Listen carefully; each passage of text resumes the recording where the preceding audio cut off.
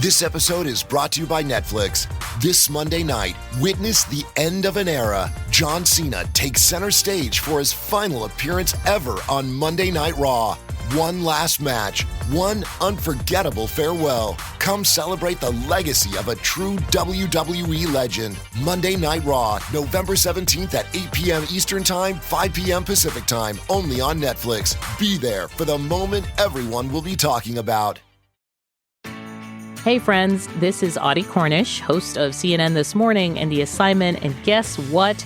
Every story you care about, every angle you want unpacked is now streaming on CNN. That means you can catch my show or other CNN programming whenever you want on your favorite device. And a subscription also gets you access to exclusive video series and unlimited articles. So subscribe to CNN at cnn.com/subscription.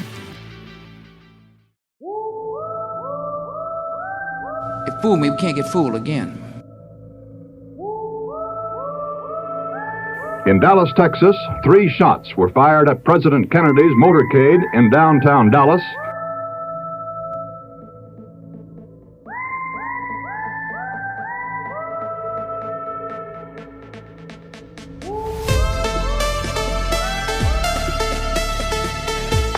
December 7th, 1941. A date which will live in infamy.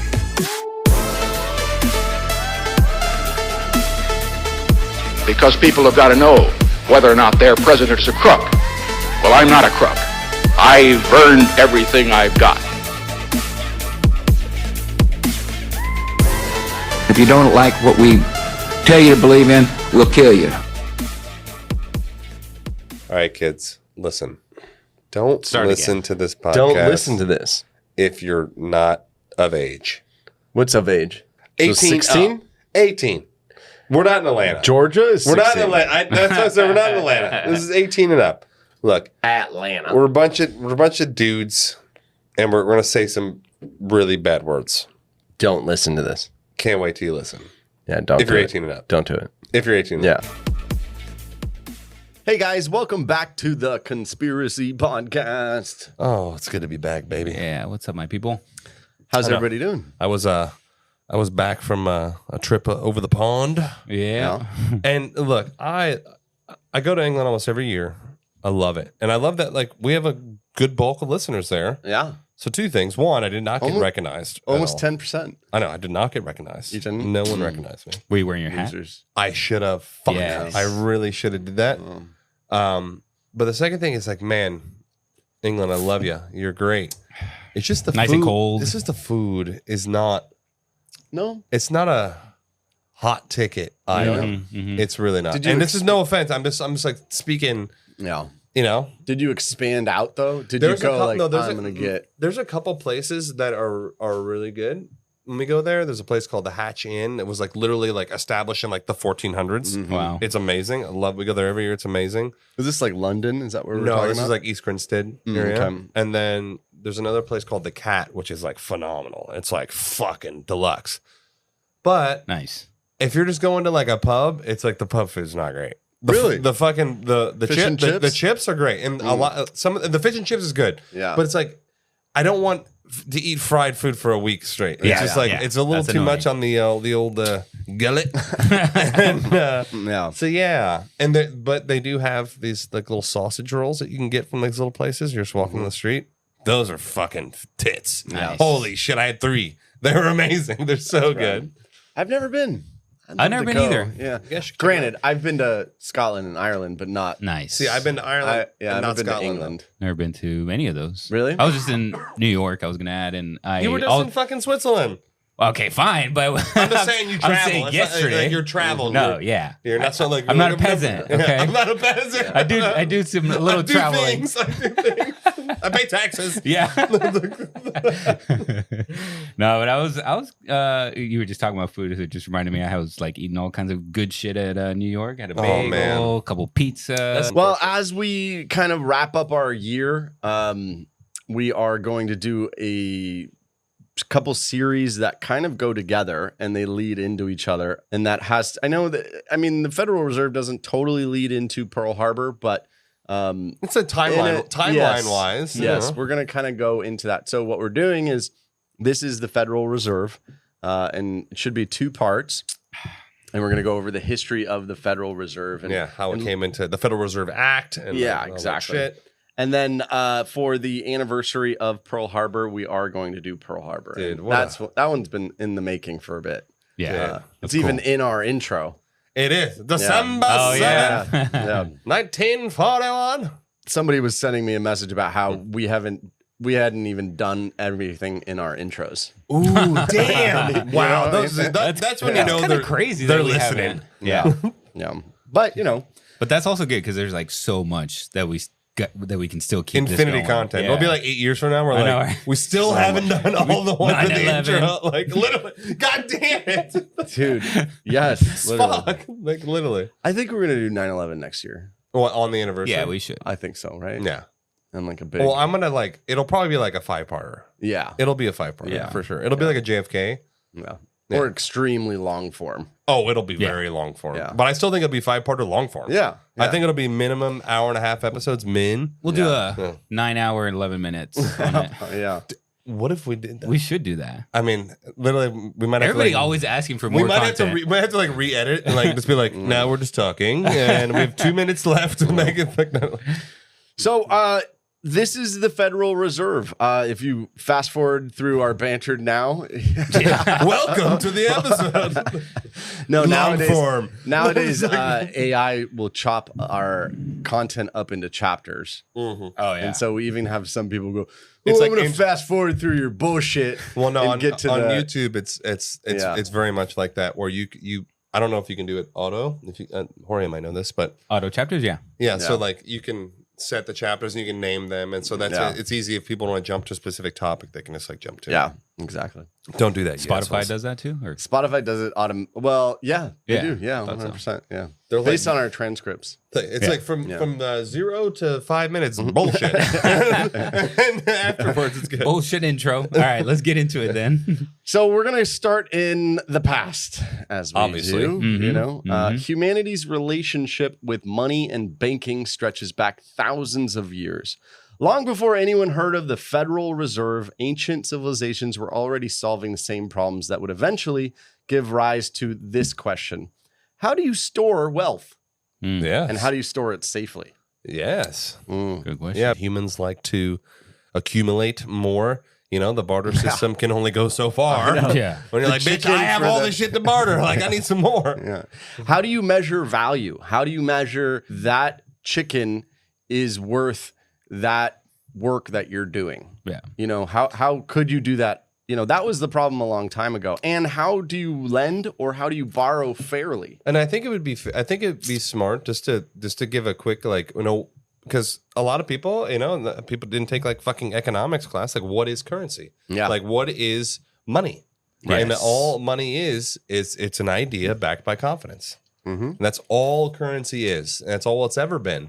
Because in the grand scheme, even if you have an actual commodity that you're trading, gold, gold is a big, it's quote unquote currency. But what are you going to do with it? Like, what can you fucking physically do with a piece of gold to do anything? Right. Yeah. Nothing. Zero. You can't do shit.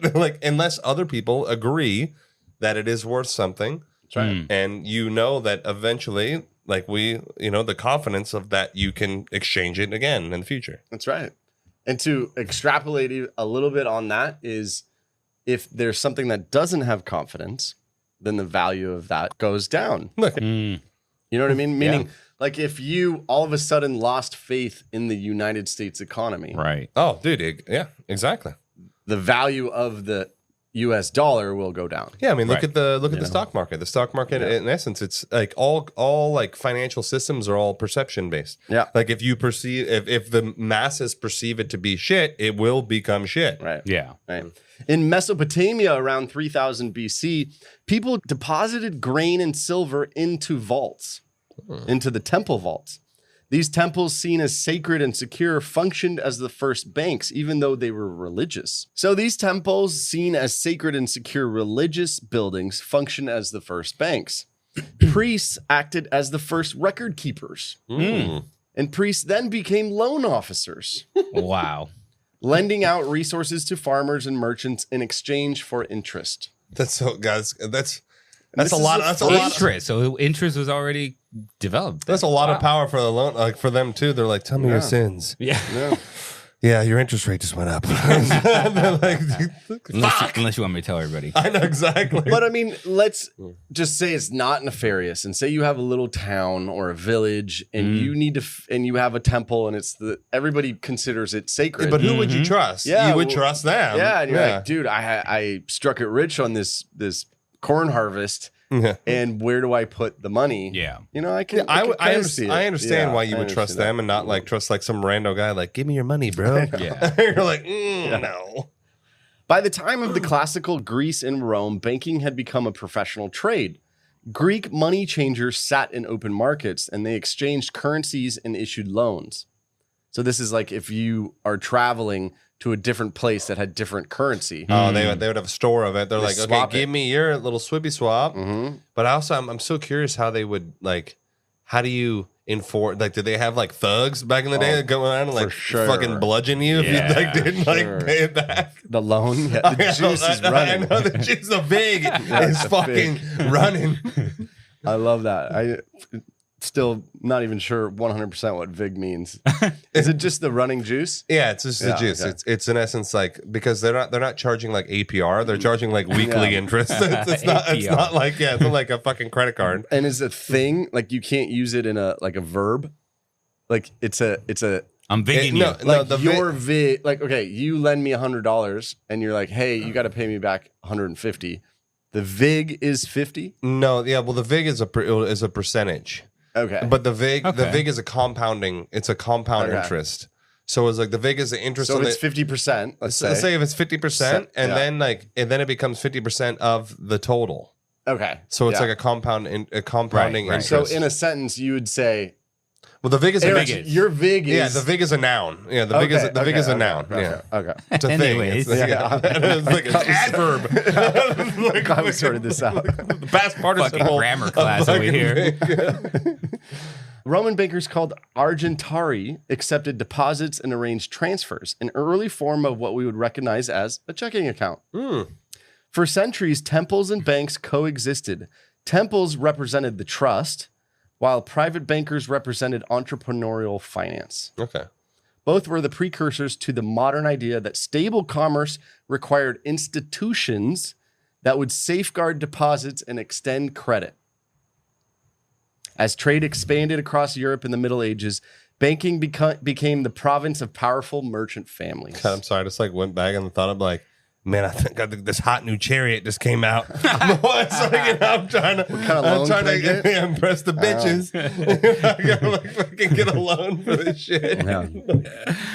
The Medici of Florence in the 15th century perfected the art of double entry bookkeeping, making it possible to... I was at their chapel, by the way. Oh, really? Yeah, I went to the Medici chapel. Really? Oh, yeah, shit. Okay. Grand. We had fucking like, boots on the grand. ground. Oh, it's super fucking... I bet it was grand because they had the cash, baby. I got to show you guys real quick. And when you say grand, it's just like luxurious and opulent. Yeah, maybe that's the word. So they perfected the art of double entry bookkeeping, making it possible to manage multiple accounts across continents. Their influence then intertwined money, politics, and religion, a combination that always made the public a little uneasy. Yeah, rightfully so. Monarchs frequently borrowed from bankers in order to fund wars. Yeah, here we go. Or to build palaces. Here we go, boys. When debts mounted, kings sometimes defaulted or accused their creditors of usury. And they just kill them. It's like fucking murder the creditor. And so what usury is, and there's usury laws, it's basically abuse of too much interest. Yeah, exactly. And there's It's also like, this is kind of like yes. price gouging type of thing. Yes. Yeah. And a little bit like mafia type of loan sharking. Right. A little like unethical. It's interesting that you mentioned this because there are usury laws, but they, I don't. Most people don't know this, but originally when there was the credit facilities and credit, public, for like retail people like us, you get a credit card. There was a capped interest rate, there you go, which is very low. And then they ended up passing a law that made the credit card companies can set whatever interest rate they want. That's when you said, like, you get a credit card offer, they're like 35% interest rate. And you're like, what? But there's no, where's the fucking protection for us? There are some, it's by state too in the US. There are some, like personal loans, there are laws in place. There are, no, on personal on loans, yes. Loans, but on credit cards, there's not. Yeah. On credit cards, you can do infinite APR. It doesn't matter. They can like whatever the fuck they want. But you could imagine what was happening back then is somebody would be in a super desperate situation, and then they would say, "Great, I loaned this to you. Now the interest is 100% a day." And or something outrageous. Or it's like what they can do is like, they're calculating. They're like, what can he not pay? Right. And they'll just keep it. So it's like, oh, you're just a little, sorry, Billy. It's a little too short this month. Like, So this recurring tension between government need and private power would eventually echo in the United States of America, where deep suspicion of bankers shaped early financial policy in the rising of the United States. By the 17th century, the complexity of global trade required an institutional solution to frequent crises and currency shortages. Sweden was actually the first to establish a central bank. Okay. In 1668. Interesting. It's interesting. I was thinking because when you first were talking about how the churches were the initial like, so haven, when the Spanish like fucking ruled the world, they had all the spoils and all the shit they dumped into the church. Right. I always just thought it was like, oh, like because the church pretty much ran. It was like obviously they had a king, but I think the church was like pulling the strings. They're like, yeah, do what fucking shit. You want to go to heaven, bitch? You do what we say. But then maybe I was like, maybe they were dumping the money in there because that was like their bank. Maybe that was like that's what how. So I never actually put the two together. So maybe it was a little like it was like that's where we store the cash. I don't know. Yeah. So anyways, I mean, if you are very much a believer, then you would say, of course, my money is safe in the house of God. Oh, 100%. Right. And well, in essence, like to take all the bullshit out, it should be safe there. Yeah. Like it should be. Like that's in essence, that's like the moral fortitude of like the civilization is like that belief system. So if it's not safe there, then you guys are fucked. Right. So that was 1668, where Sweden became the first central. They made the first central bank of their country. Yeah. Then right afterwards, in 1694, was the creation of the Bank of England. And these institutions introduced a transformative idea, which was a single bank could hold the reserves of the nation's smaller banks, issue notes, and act as a lender of sorts during panics. Yeah. So I wanted to pull this up because another thing I like to make sure like we are all on the same page here. So the definition of a central bank is a national institution responsible for managing a country's currency, overseeing its money supply, and implementing monetary policy to ensure financial stability. It achieves this by setting interest rates, regulating commercial banks, and acting as a lender of last resort to provide liquidity during financial crises. Pretty much what Eric said, just a little bit more words. Yeah. And then the main goals are typically to maintain stable prices, which means controlling inflation, which clearly we're not doing well, and then promote maximum employment. Right. So it's like it's set up as a system to like prevent heavy fluctuation in like the country's economic fucking system. Yeah, that's right. So the Bank of England in particular became the model that would go around to the world later. Sure. It lent to the government, it managed public debt, and it ensured the convertibility of paper notes. Paper notes being debt. Into gold. Yeah. Right? Other nations followed suit. France with the Banque de France in 1800. The Netherlands with the Nederlandse the Netherlands Bank. The Netherlands Bank. Exactly. Each was partially private, yet served public. Okay. Yeah. So isn't that funny how all of them are private? All these national institutions are privately owned companies. Yeah. Funny how that works. Weird. These early central banks stabilized commerce and reduced the frequency of financial collapses, but they also centralized immense power in a small circle of people. Yeah, see, that's why I think like, and when you think about it, like technically a central bank shouldn't be owned by the government because then that gives them like unlimited power. They're like, oh, we do what the fuck.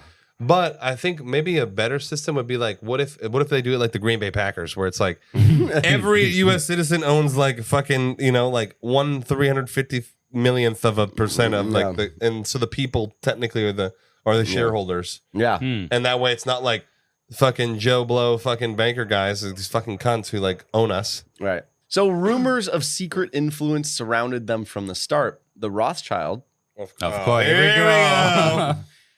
go. They actually established multiple banks in several European capitals. They became a symbol of wealth so vast it seemed unnatural. Yeah, like infinity. Yeah, tales of their hidden hand in wars and revolutions spread widely. And whether or not people believed, they revealed a profound fear, which was that those who controlled money could, in fact, control our governments. Well, they do. 100%. It's very easy. Centuries later, such fears would resurface in debates over America's central bank. Well, see, even a bigger fear is that, like, not even just to control the country, it's like they're instigating war. Yeah. Yeah. Like, it's the biggest moneymaker. It's like, shit, you're like, oh, bro, it's like another war. Yeah. Oh, yeah. We're like, because we fund both sides. And you're like, fucking, it's all cash. Yeah. The government needs money for that, so where are they going to get it? So after the American Revolution, the young United States faced chaos in its finances. And if you ever dove into, I mean, I know there's tons on the Revolution, but if you dove into the history of America right after the Revolution, like the fucking the rebuild. yeah, like we're talking about like George Washington became president, Thomas J, etc. Yeah, all the boys. They had major finance problems. Oh, for sure. Because There was no bank set up. Yeah, and our economy was not as like robust as it is now. Yeah, you had to get trade set up. You had Yeah. and then you had to get trade agreements, and you had to like. It's just like, dude, it's probably a shit show. And then actually, I just recently watched something on it. It was fantastic, and it went over how right after the war we had to disband the army Oh yeah, because we couldn't afford to keep the army going, you're like you're out. and we were surrounded. To the north was the British. Then you had the French. Oh yeah, because They Louisiana. owned Louisiana was half the United States, and then you know what I mean. You had like everybody surrounding Enemies you. everywhere. Yeah, surrounding, and then you had the Indian quote unquote problem. Yeah, you're like, oh, we won, boys. We're fucked. Yes, with no army. Yeah, like we're fucked. So there's actual problems that existed that we needed to solve as a young country, and each state issued its own paper currency. Oh my god, can you imagine Really? the logistical fucking nightmare of that? Yeah, so you had North Carolina Going. money, Yeah. and then you crossed over to fucking And your shit's like Virginia, null and void. yeah, and it didn't quite work, or at least you needed somebody to convert it. You need a Yeah, converter. exactly. So to fix this, Alexander Hamilton proposed the Bank of the United States, and that was in 1791, and it was in fact modeled by the Bank of England. I mean, it's the only thing I have to really go off of. Yeah, it was designed to manage government debt and issue stable currency. Yet many Americans, including one by the name of Thomas Jefferson, saw what we should or what we wanted to have, which was small government and not the instrument of tyranny, which was big government control. Yeah, which is why we Right. like the whole fucking purpose, the only reason the place exists. So when the bank's original 20-year charter expired, Congress didn't even renew it. They're like, fuck this shit. Like, we got us out of like the swamp. We're good to go, boys. But then came along the War of 1812, and it exposed the folly of having no institution, because then they immediately were like, we need money. Yeah, That was their only solution. The governments, was- the governmental systems don't have like a place. It's like, imagine like the U.S. government's like, oh, cool, like we're taking it back. Like, it's like, cool, we need to build like some roads, and like we don't really have the cash for that. Yeah. What do you submit like a proposal to like 70 fucking private banks? But they don't have enough money each, so you have to get your loan is comprised of like 18 fucking loan holders. Yeah. Like you're just like all to like do some shit. Yeah. So I mean, really, one thing I wanted to just make sure we all knew is America is and or was an experiment, really. Oh, for sure. We didn't know really what we were doing. Yeah. We just knew what we didn't want. Yeah, we didn't want that 2% tax, you Yeah. fucking bastards. So like, Well, we didn't want taxation without representation. Exactly. We wanted to run our own place. We wanted states' rights. We wanted, that there's a sort lot of of thing. stuff. But we didn't know how to solve a lot of the problems. And so then came along the second bank of the United States. That's what it was called? They literally called it the second bank. What they call the Bank of the United States Junior? It was established in 1816. It quickly became the most controversial entity in America. President Andrew Jackson, a veteran of the frontier, viewed the bank as a monster. Oh, damn. Serving the interests of Eastern elites. His battle against it, known as the Bank War, oh shit, culminated I didn't know about this. in 1832 when he vetoed its recharter and withdrew all government deposits. Oh, damn. Oh, wow. Supporters of Jackson celebrated this as a major win against the tyrannical Tyranny! banking system. Yeah. But again, the victory was short-lived. Without a central authority, the U.S. banking system fractured. Yeah, see, it's such a catch-22. Mm-hmm. Like, it sucks, but then, like, how does the workaday world work without it? Like, or without something like it? Or we have not figured out a solution otherwise, right? Yes. I mean, unless somebody knows of a better economic system. Yeah, well, see, the thing is, like, that's what I was saying. It's like, the government can't have complete control over it. Otherwise, whoever's in charge can just fucking do whatever the fuck they want, willy-nilly. But then, like, you have a private thing, and they're doing whatever the fuck they want. So it's like, fuck, we're fucked either way. Yeah. So at this point, thousands of small banks that were across the country in their own states, and they had no central authority, started issuing their own notes. Okay. Each worth different amounts. Just random amounts. Depending on your reputation. This is a 60 Wow. This is a The location. 60-cent dollar. Yes. Yeah, boys. Yes. So you actually have chaos. And in addition, there was no organization trying to stop counterfeiting. Oh my God. Oh, It's probably true. so easy to go. So easy. I would have been rich. Dude, just balling. They're like, looks fine. Yeah. Sean, I got this new thing. It's called a printing press. Check this out. Trust me, I just took a loan out for it. We're gonna pay us in spades. This is called the Asheville note. So Look at this new thing called a printing press. But every economic downturn led to panic. Farmers then lost savings, businesses collapsed, credit evaporated. Then something came along that actually destroyed a lot. And the chaos just went even further, and that was the Civil War. Oh, dude, fuck yeah. Right? So we didn't have a banking system, and then all of a sudden now we need to now pay for a war that's not against anybody. It's against ourselves. Against ourselves. Like, can you imagine the chaos? But it's also like, can you imagine like trying to do trade, interstate trade? Like, imagine you're like, oh, cool, like, no, I'm trying to sell like books to like fucking Georgia, and they're like, well, yeah, we'll pay you in Georgian fucking pesos, and you're like, wait, well, I only take Floridian fucking greenbacks, and they're like, REI Co-op presents a perfect outdoor moment with the perfect gift. Picture this. You're ripping with your favorite person. Bluebird skies, blower powder, and frankly, you're skiing like legends. So sick. Another lap? Thanks to REI's curation, from lid to sticks, you nailed the gift. No way. How'd you know? Does it get more perfect than that? Give without guessing. Shop in store or visit REI.com. This podcast is brought to you by Carvana. Carvana lets you buy your next car on your terms. Explore a massive inventory online, filter for what matters, and find your perfect match. Then choose delivery to your home or pick it up at one of Carvana's iconic car vending machines. Every car also comes with a 7-day money-back guarantee, so you can make sure it's the right fit. Buy your car on Carvana. Delivery or pickup fees may apply. Limitations and exclusions may apply. See our 7-day return policy at Carvana.com. Carvana. Well, fuck off. Like, we're not going to do it. Well, at this time, they knew they needed to do something, so they created a national banking system, and they introduced greenbacks. Mm-hmm. That's when money started to be like American currency. Yeah, but is this through a central bank? Yeah. So they created the first one or the second one or what? Not even. Oh, okay. Yeah, they created a new one. They created the fourth iteration of the fucking central banking system. So that solved one problem, but it did not solve a critical flaw, which was that there was no mechanism to provide emergency liquidity or funding during times of chaos, meaning war or famine or a natural disaster or epidemics. Holy shit. I mean, we went through all the epidemics that happened. So like, just to give you a present day example, COVID. Oh, for sure. Yeah. You know, they had Panic.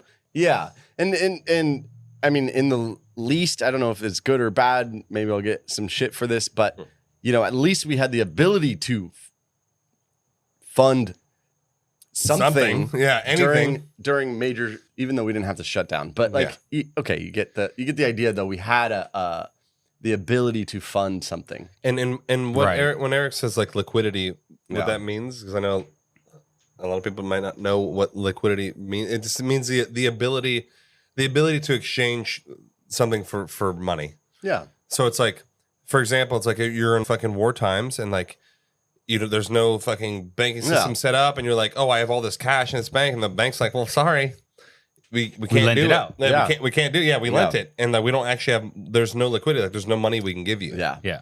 So like then people are like, what? And that's how they. Anyways, we'll get deeper into that. Yeah. So throughout the late 19th century, America endured one banking panic after another. There were these were actual quote unquote recessions and or major crashes. It's like every recession's like fucking chaos. 1873, 1893, 1907.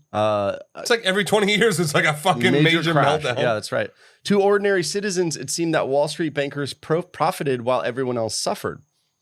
Politicians seized on that anger. William Jennings Bryan's famous Cross of Gold speech captured the fury against what many saw as an unholy alliance between government and high finance.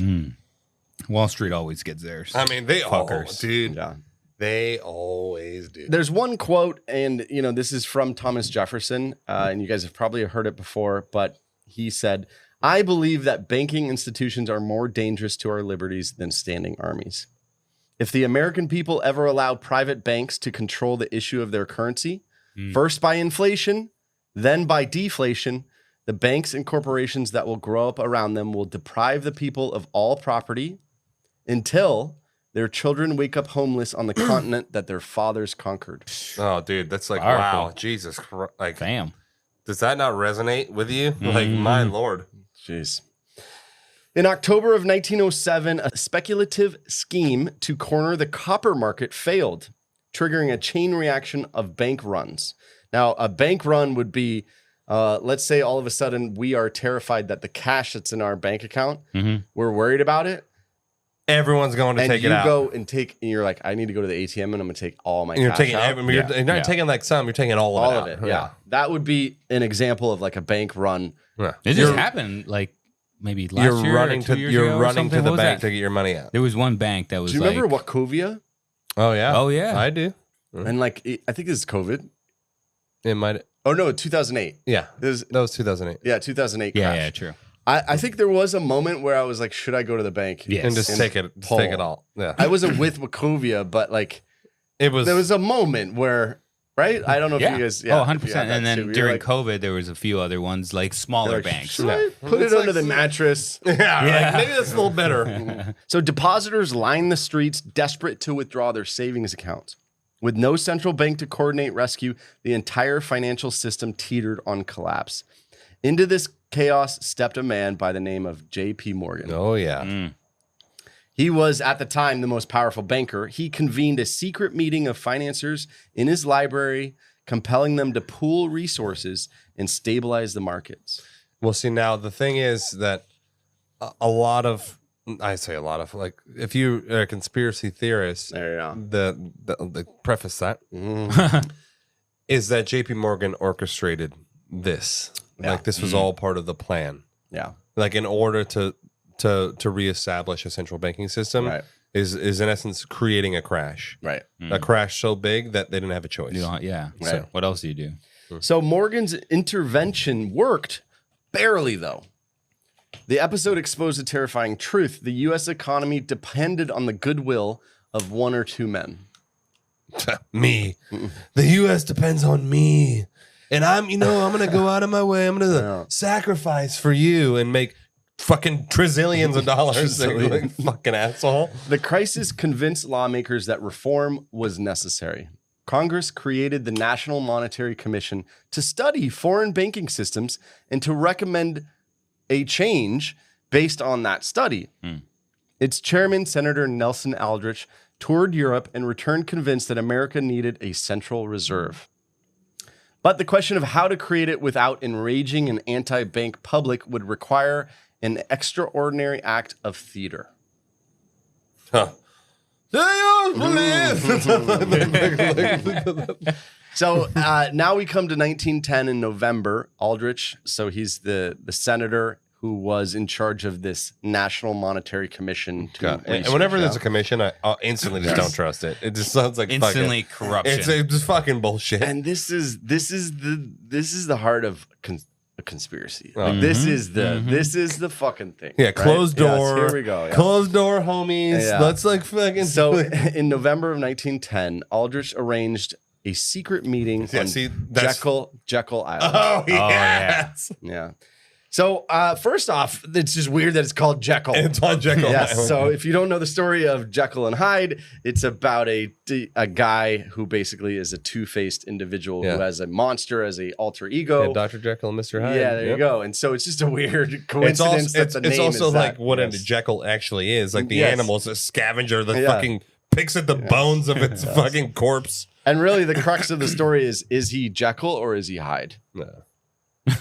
Yeah, like that. Anyways, you know. So there you go. Yeah. So this island, Jekyll Island, is. I've been to that island. Really? Yeah. So it's off Georgia. Yes. Yeah. It's like either right before or right after Savannah. I forgot. Yeah, but and it's like a vacation spot.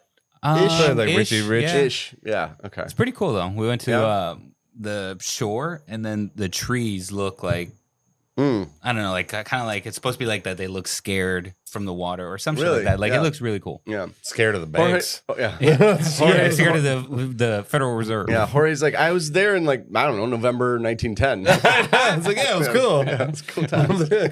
Good times. Fucking was it JP Jorge Felipe Morgan?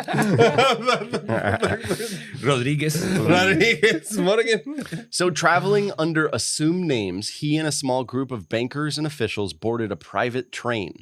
They pretended to go on a duck hunting trip. Why they gotta be so shady? Yeah. Like they really like alibis and shit. Like, Among them was Paul Warburg, which was a German-born banker steeped in European monetary systems, Henry Davison and Frank Vanderlip of the great banking houses, and a treasury official.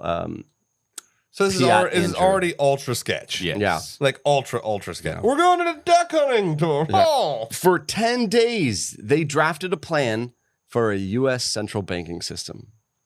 Warburg argued for an elastic currency that could expand or contract with economic demand, and for regional reserve banks to prevent all power from being concentrated in New York. So their solution was a hybrid, a network of regional banks governed by a central board of a bank. Okay. Yeah. So it's like Bank of America, fucking blah blah blah. But then like the Federal Reserve is like the is the oversight. But they also there are Federal Reserve of New York. Yes. There's 12 of them, right? Yeah. So they created these. I see. Yeah. There you go. But so the way it works is each one of those gets represented in the board. That way it's theoretically. Yeah. To make the idea politically acceptable, there it is. They decided not to call it a central bank. Oh, cool. And they proposed a neutral sounding name such as the Federal Reserve. Yeah, this is sort of a name that they're really going to trust. The People's Bank of America. Yeah. Strangely enough, the Jekyll Island meeting was not actually discovered for 20, 30 years. Yeah, still no one gives a shit. Yeah. At the time, Aldrich and his colleagues feared that public knowledge of Wall Street's involvement would doom the proposal. In later years, however, the hidden meaning became stuff of legend.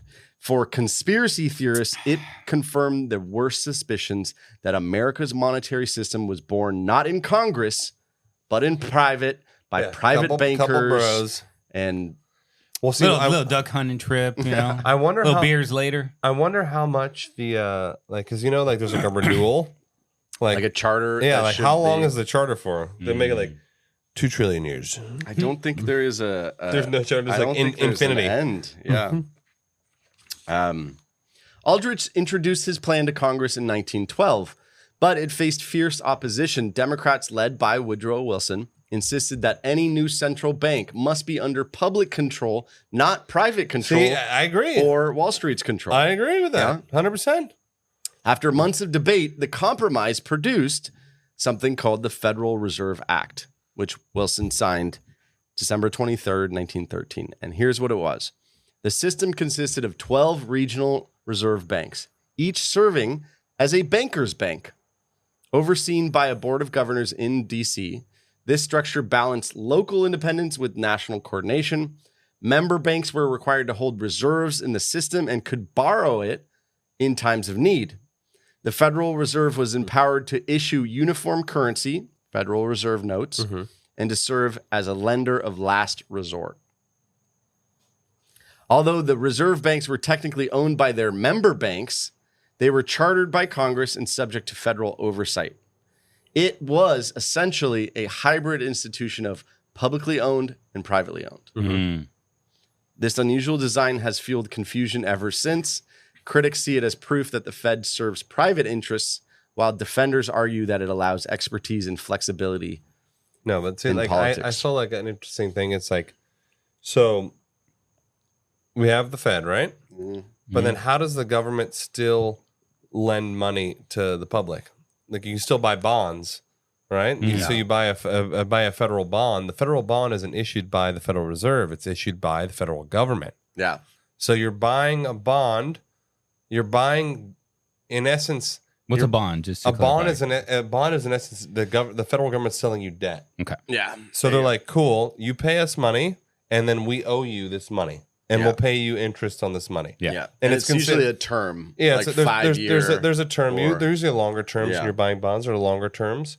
Yeah. So they're like, okay, cool, we'll pay you X amount of interest. And then at the end of the term, you get all the principal. Like we'll pay you back all the principal. But for the length of the term, all you're getting paid is getting paid interest payments on that money. Yeah. So then how are they selling debt? They're selling debt, but then against the debt, like what's the debt again? They're selling because it's not like they're selling debt. It's not debt against commodities. It's not their debt. It's debt against debt. Yeah, they're literally selling you debt against the debt of another. Like correct me if I'm wrong. Correct me if I'm wrong, though. Right? Mm-hmm. Let's say Sean wanted to borrow money from me. Correct. $1 million. Okay. And I said, I don't have the money, but I really want to loan it to Sean. I really want to get this guy. Because Sean's going to pay me 10%. Yeah. Right? Okay. So then I get a loan, borrow the money from Jorge. Exactly. And I pay him 5%. That's literally what it is. Yeah. They're actually doing that. And then Jorge, and then now times it by like a bajillion. Even more complicated. Yeah. And he lends me the money. I pay him 5%.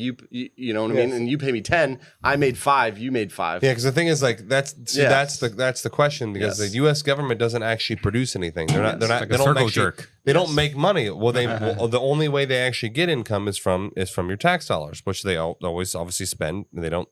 So what they're doing is they use your tax to pay the interest on the money that they're borrowing from the Fed. But then they're using the Fed money to pay you the interest on the bonds that you're paying them money for. And it's like, what is it like this? How many plates got to be in the air before we're like, whoa, like this is not like a legit system here, boys. Like the fuck?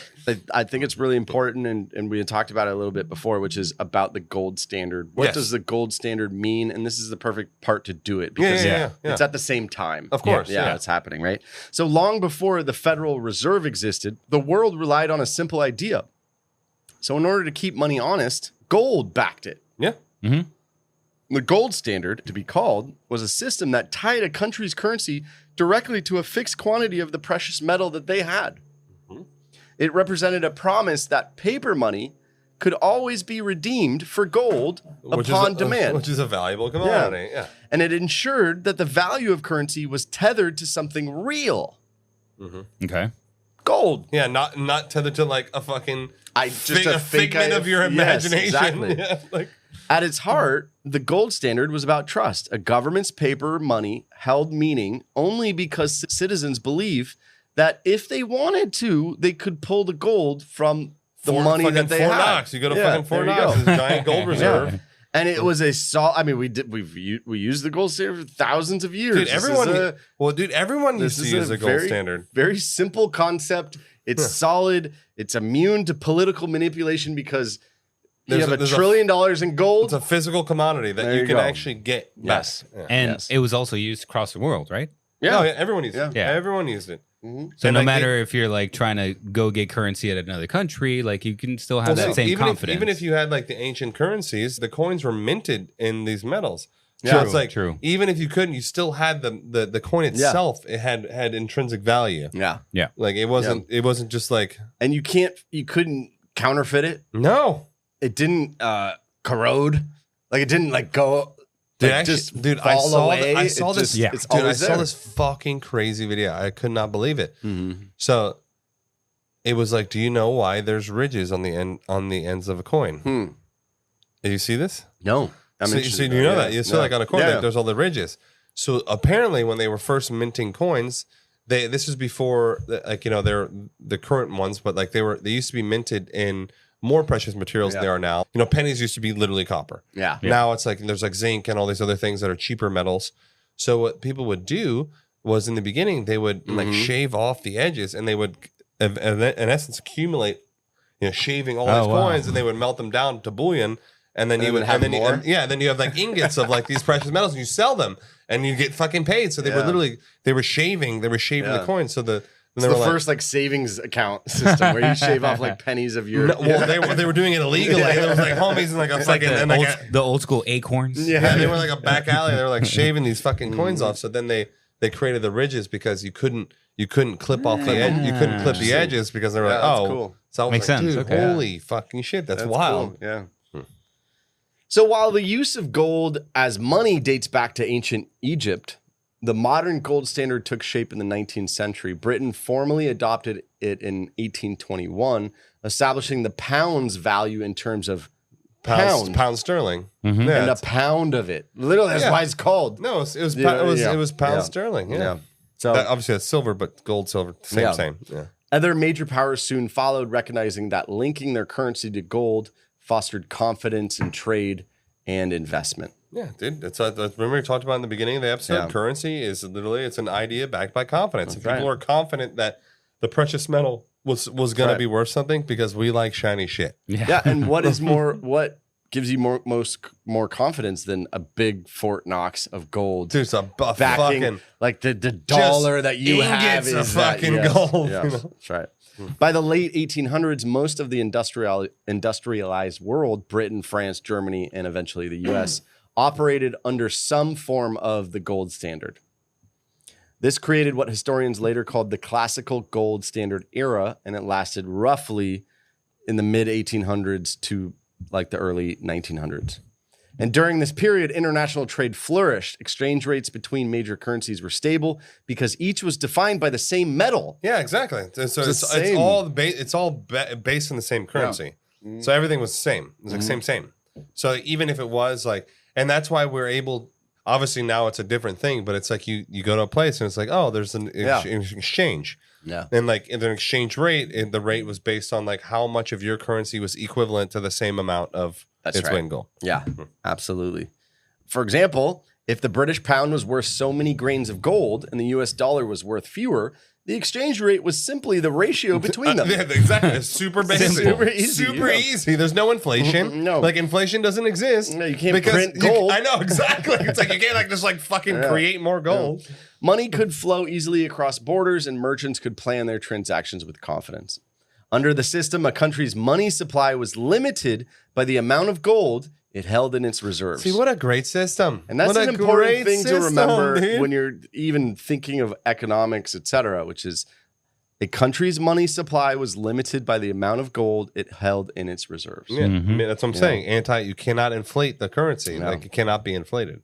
If a nation exported more than it imported, gold flowed in, expanding its money supply and stimulating growth. Oh, and that's how it happened because you actually brought in more physical gold. Yeah. So therefore, you can have more currency. So it's based on actual production. It's like legit, like a legit commodity. Yeah. If it imported more than it exported, gold flowed outwards, contracting the supply and forcing prices down. A self-correcting mechanism in theory. It was elegant, mathematical, and disciplined because you can't really fuck with it. Yeah. It's just kind of set in stone. Yeah, exactly. In America, the path to gold was turbulent. The Civil War had forced the government to print unbacked greenbacks. It was like a hope that please. you know. I promise you, this is. It is good. kind of funny though. Like you're printing it on the hope that you're going to win. Oh yeah, too right. Well, if you lose, like it doesn't matter. Fucked. You're fucked anyway. Everybody's fucked. But that was to finance the conflict, leading to inflation and distrust in paper money. So before the Civil War, you could buy a cool hat for, let's say, a dime, and then afterwards it was a quarter. It's like 60 greenbacks. Yeah. You know, and you're like, fuck this. You know what I mean? Like we do it now. Yeah. We're like, oh man, groceries are so crazy now. Oh, dude, Fucking eggs. I remember when I was a kid, my mom used to be able to get a full tank of gas.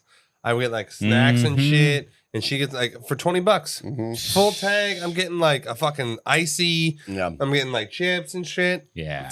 You know, it's like $20 is like gets me like one day of travel in my truck. You know, we should do a mini on this one, but what hasn't gone up is TVs.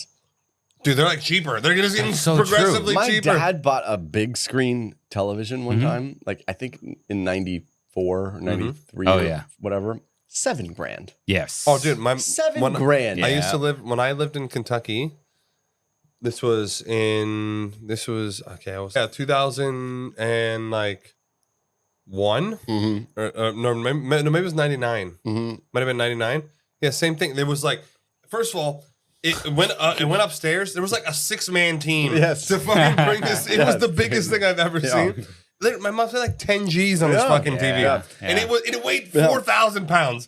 Meanwhile, I literally was at I think Costco, and you can buy an 80-inch for like $2.99. I'm like, dude, what? I was at Target. I was like, should I just buy one because it's too cheap? It's so cheap. I was like, do I need a great deal? Yeah, do I need one in the bathroom? I'm like, I might. Fuck it. Let's just fucking put it in the bathroom. Like, why not? I bought like 2 years ago off Amazon Black Friday. Yeah. And it was like a 47-inch fucking whatever, LCD, yada, yada. Whatever. I got two. They were like $250. $250. Like, it'll be delivered tonight. It's so wild. You're like, put me down for two. Fuck it. I'll figure it out. I literally don't care. I'll have it in the garage just in case that one breaks down. Dude, I'm literally my current TV is starting to like get a little slow because I run the internet through it and it's like it's getting a little slow and I'm like, time. And she's like, why? And I'm like, go for the 85-inch now.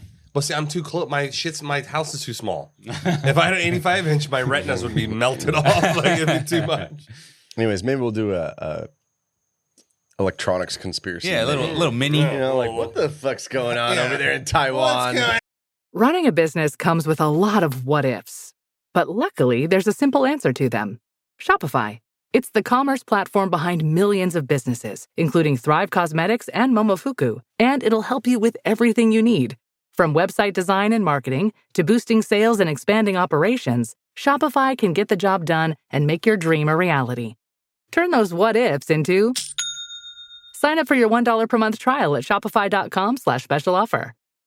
This is a real good story about Bronx and his dad, Ryan, real United Airlines customers. We were returning home, and one of the flight attendants asked Bronx if he wanted to see the flight deck and meet Captain Andrew. I got to sit in the driver's seat. I grew up in an aviation family, and seeing Bronx kind of reminded me of myself when I was that age. That's Andrew, a real United pilot. These small interactions can shape a kid's future. It felt like I was the captain. Allowing my son to see the flight deck will stick with us forever. That's how good leads the way.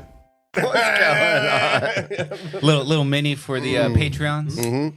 No, but anyways, we went the opposite way of what's actually happening, which is inflation, not deflation. Or technology. It's probably technology advancement. Yeah. Anyways.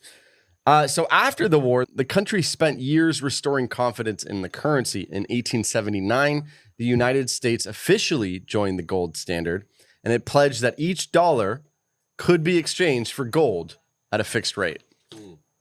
So in 1879, we said we have enough gold to back up the currency that's out there. For decades, this policy brought stability to international trade, but turmoil at home.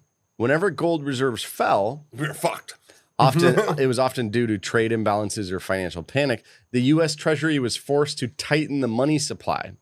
This contraction made credit scarce, driving up interest rates and pushing farmers and small businesses towards ruin. The recurring depressions of the late 19th century were, in part, products of the gold system's inflexibility. Yeah. Politicians seized on this hardship. That gold speech that we had talked about in 1896 captured the agony of farmers crushed by deflation. He said, "You shall not crucify mankind upon a cross of gold." He declared, he denounced the gold standard as a tool of the bankers and industrialists. So it's basically both sides of the story. Somebody is saying it doesn't work. Well, look, I understand. I don't know the answer. I understand. Like there is. Well, so the sad part is there is no perfect answer. There is no like solution. Yeah, theoretically, because in the system, like okay, look, the gold standard does, in its own way, work because it is a finite resource. Like Bitcoin, you know, it's like it's finite. Yeah, and like the value is determined by how much you have. Yeah, but there is that inflexibility, and it'd be very easy to like just tank countries. Yeah. You can just fucking nuke countries out by like, if let's say like, oh shit, well we had a bad soybean crop this year, boys, and it's like, oh cool, now we're bankrupt. Yeah. Because like we had to like import all and we have no currency left, now we're fucked. But here's the question that I think if this was like my own finances. So let us say we have I pay the bills from our job. Right? You can pay your bills. Everything's fine. Well, you're not rich. You're not wealthy. No, but you should have reserves. Yeah, you're paying your bills, etc. You have a credit line open. You have the ability to pull money. Okay. Yeah. But if you adhere to a strict, I never touch the credit line because I cannot afford the credit line. Yeah, the credit line fucks you. But it's there for emergencies. There you go. So an emergency happens. What is the right choice? Do you I don't want to say man up and not and be like I just have to figure it out, right? Or do you pull the credit line to handle the emergency? And that's what's been happening. No, is that COVID? No, take it is an emergency, but take it a step further. The banking system in 2008, emergency. No, but see that. Should we have just hunkered down and been like, you know what? We're not going out to sushi tonight. Well, the thing is that you can't blanket that situation because it's mainly like everything is the same. Like 2008 was obviously we knew that was happening and they let it happen. Yes, like it's not my fault that they were giving loans to crackheads for $1 million to buy a fucking mansion. It's like that's not on me. Like I shouldn't like pay the fucking price for that happening. Like that's not my fucking fault. Yeah. I do want sushi, goddammit. It's like, no, fuck them. And the same thing with COVID too. It's like even with the COVID thing, like yeah, cool, like they did that, but like yeah, that stimulus check helped me for fucking 2 weeks. Yeah. Like thanks. Yeah. Thanks for like the 2 weeks of help. Yeah. Like, what about the rest of the? What about the rest of the fucking years? Yes, it was really 2 years of.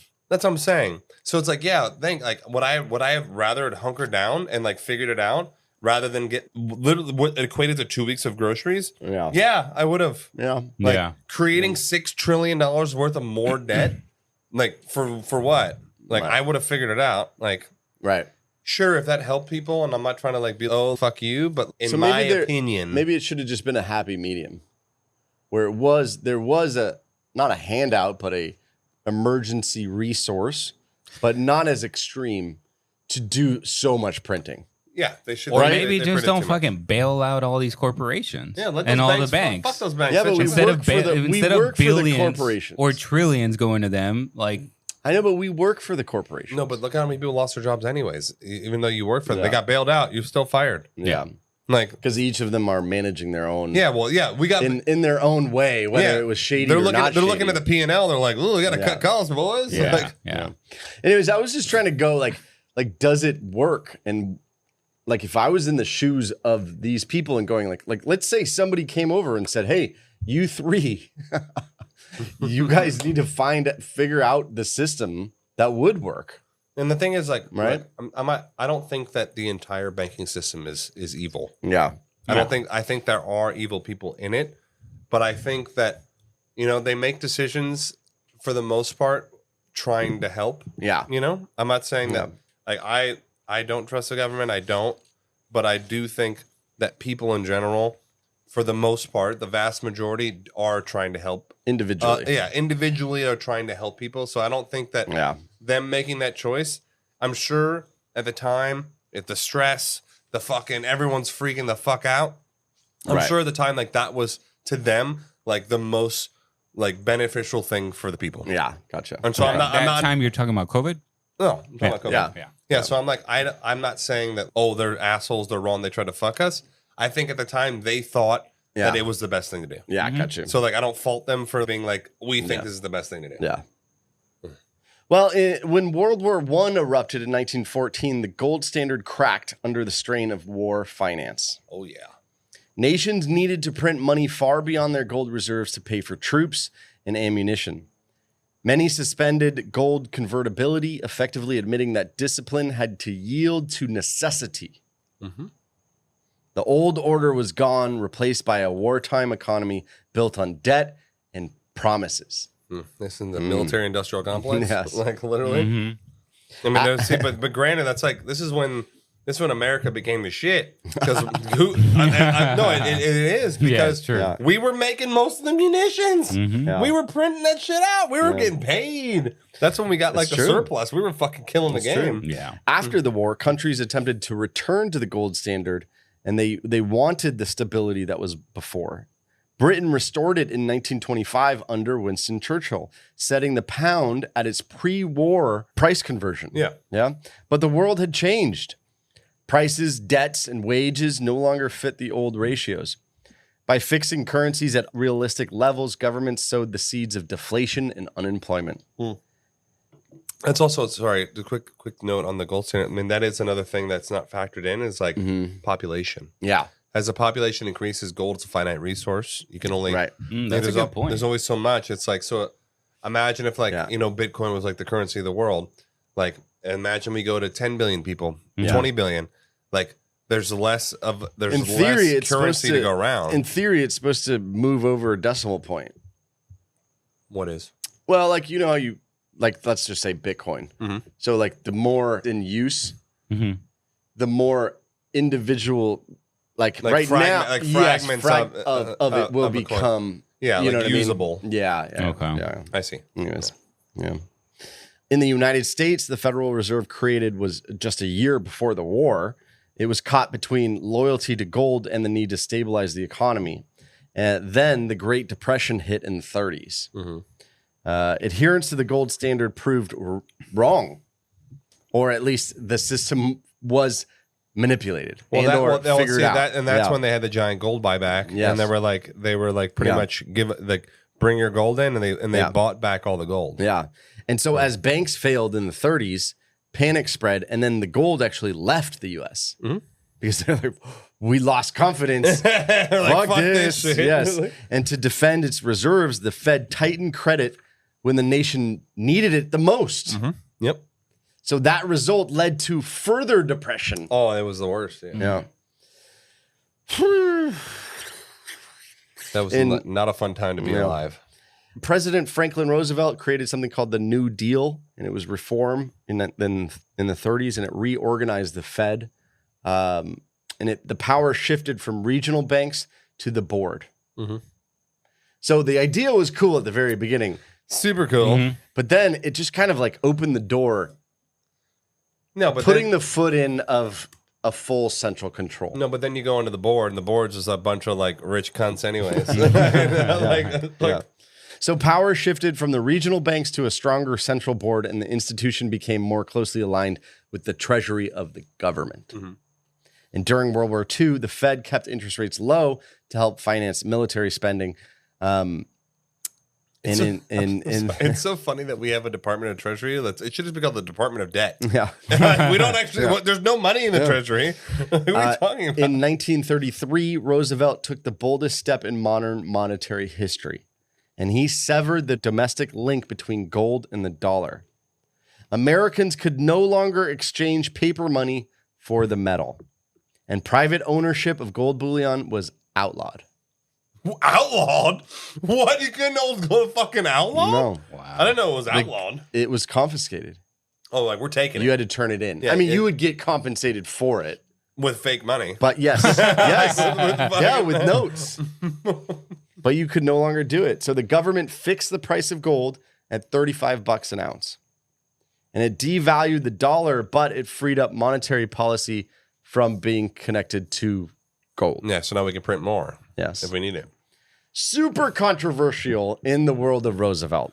Well, it's also like they think that that happened because it's like, cool. So now the citizens don't actually have any real currency. Yes.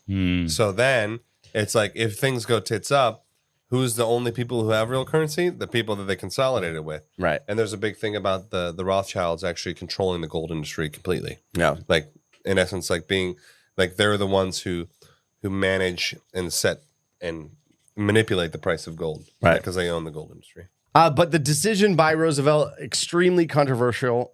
Critics accuse Roosevelt of debasing the currency and betraying the sacred promise of this sound money, where it was backed by.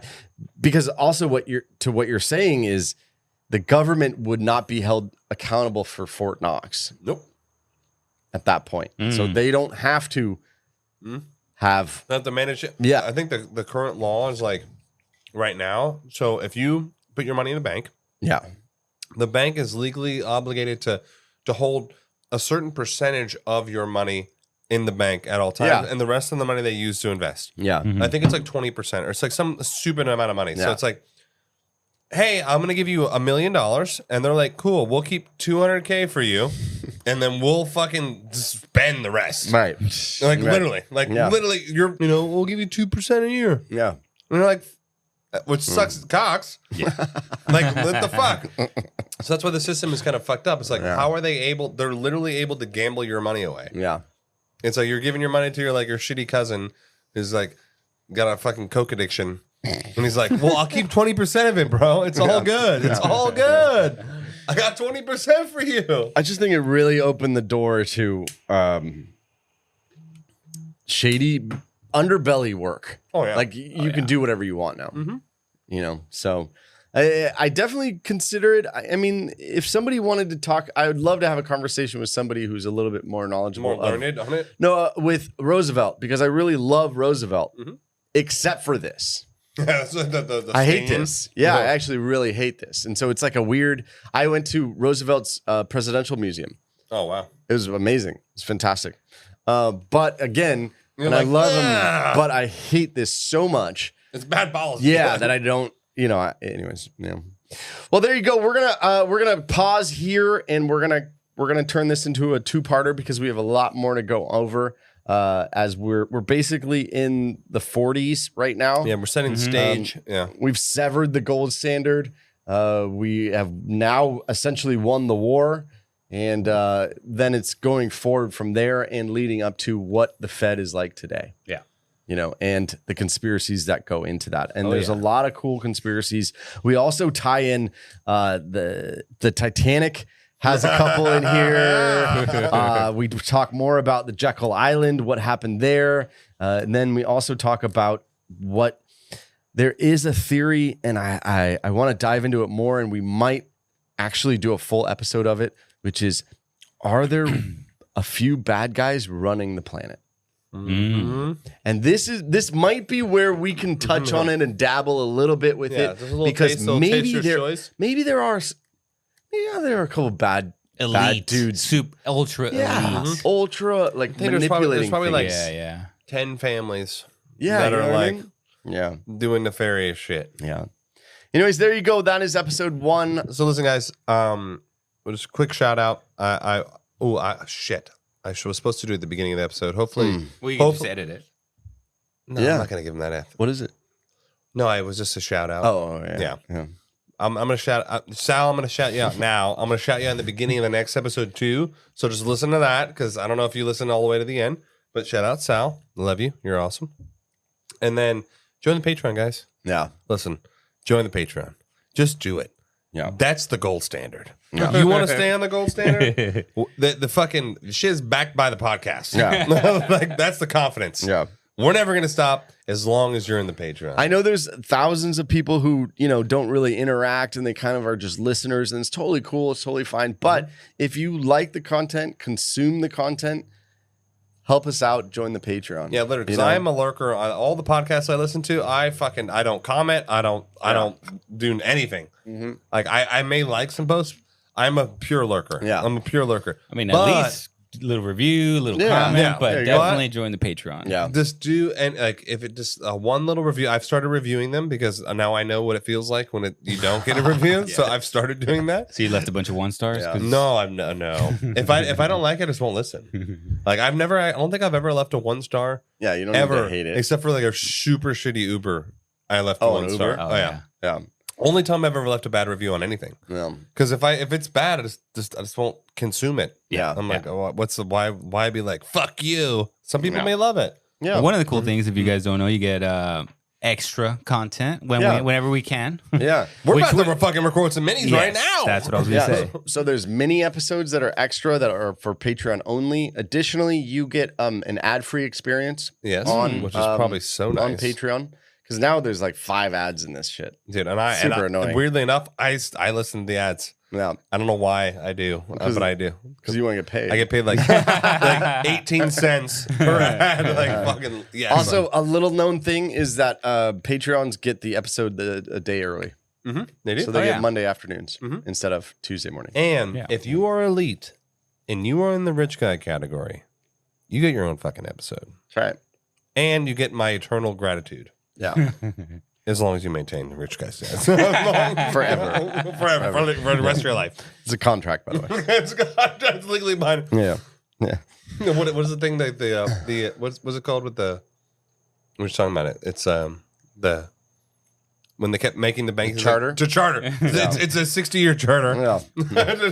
like Trump's 50-year mortgage. Oh my God, it's the worst idea ever. It's so bad. Anyways, we love you guys. We'll catch you next time on the Conspiracy Podcast. Nighty night.